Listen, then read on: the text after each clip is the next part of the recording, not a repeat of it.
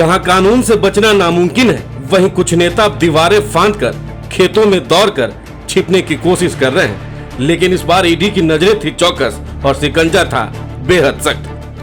पश्चिम बंगाल की राजनीति एक बार फिर सुर्खियों में है और इस बार कारण बना है तृणमूल कांग्रेस यानी टीएमसी के एक विधायक का हैरान कर देने वाला कारनामा, जो रेड की आहट मिलते ही दीवार कूदकर खेतों की ओर भाग निकले।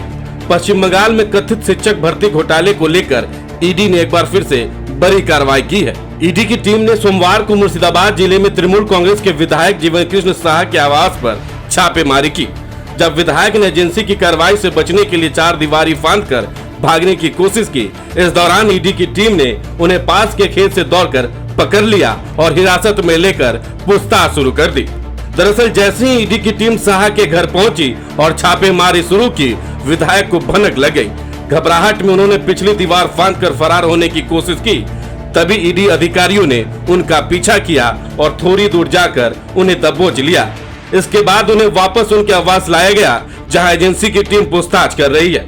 छापेमारी के दौरान ईडी को कथित तौर पर कई अहम दस्तावेज और लेनदेन से जुड़े कागजात हाथ लगे। ईडी के अधिकारियों के मुताबिक कृष्ण साहा को भागते समय खेत से पकड़ा गया और उस वक्त उनके कपड़ों और शरीर पर मिट्टी लगी हुई थी। रेड के दौरान विधायक ने सबूत नष्ट करने की कोशिश भी की और अपना मोबाइल फोन घर के पास बने तालाब में फेंक दिया। हालांकि ईडी की टीम ने तालाब से उनके दोनों मोबाइल फोन को बरामद कर लिए। अब उन्हें फोरेंसिक जांच के लिए भेजा जाएगा।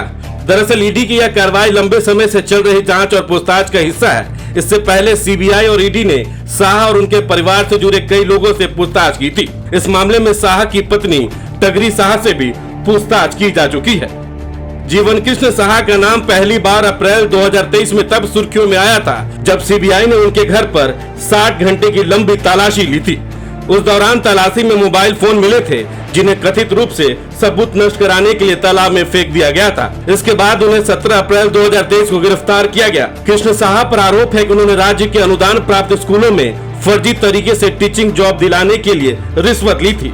यह मामला उस बड़े घोटाले का हिस्सा है जिसमें पश्चिम बंगाल स्कूल सर्विस कमीशन के जरिए हजारों शिक्षकों और गैर शिक्षण कर्मचारियों की अवैध नियुक्ति की गई थी। यह घोटाला पश्चिम बंगाल के सबसे बड़े भर्ती घोटाला में एक माना जाता है। आरोप है कि सरकारी स्कूलों में शिक्षक की नियुक्ति में बड़े पैमाने पर भ्रष्टाचार हुआ। अनुमान है कि इस घोटाले में करोड़ों रुपए की अवैध कमाई हुई है।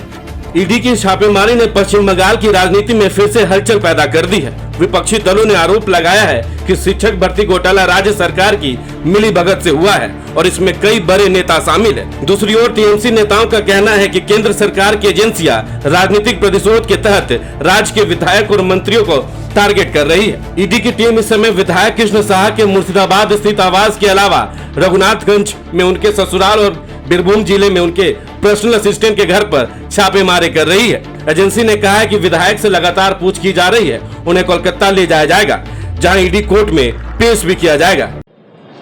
ये सारे भ्रष्टाचारी हैं।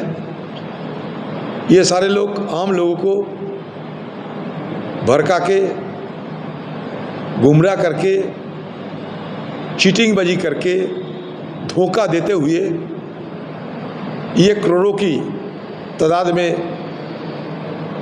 पैसे की धन की मालिक बन चुके हैं। इस पूरे मामले में सुप्रीम कोर्ट की भी महत्वपूर्ण भूमिका रही है। अप्रैल 2024 में कोर्ट ने हजारों अवैध नियुक्तियों को रद्द करते हुए एक नया और पारदर्शी चयन प्रक्रिया शुरू करने का आदेश दिया था।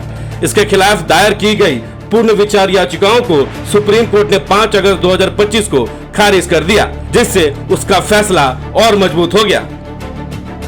फिलहाल ईडी की कार्रवाई जारी है और विधायक से पूछताछ लगातार हो रही है, लेकिन जो तस्वीरें और वीडियो सामने आई है उसने देश भर में सवाल खड़े कर दिए हैं। क्या भ्रष्टाचार का डर इतना है कि जनप्रतिनिधि भी भागने लगे हैं? आप इस खबर को लेकर क्या सोचते हैं? अपना राय कमेंट में जरूर बताएं।